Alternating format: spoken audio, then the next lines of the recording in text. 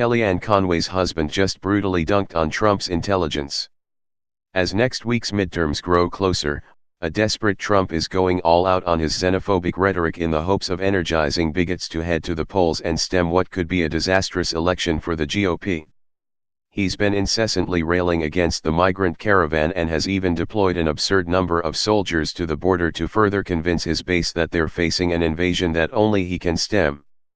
On top of that, he claims he's going to use an executive order to end birthright citizenship, this despite the fact that it's enshrined in the 14th Amendment and thus impervious to his schemes. Now, he's doubling down on his laughable assertion that he has power over the Constitution by digging into the specific wording of the 14th Amendment. The New York Times reports that Trump called the provision a crazy policy and made the ridiculous claim that illegal immigrants are not subject to the jurisdiction of the United States.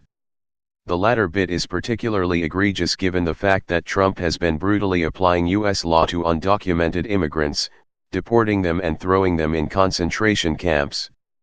If they weren't under the jurisdiction of the American government, Trump would have no power to do such things.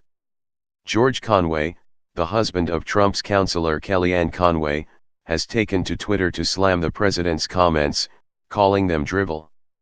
He pointed out that Trump would not be able to arrest undocumented immigrants at all if he didn't have jurisdiction over them. Conway bluntly added that Trump has no comprehension of the words he's using.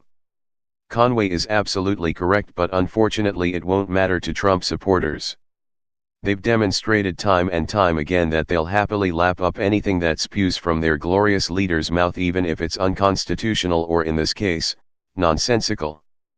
The only way to stop this insanity is to head to the polls en masse and vote out every Republican on the ballot.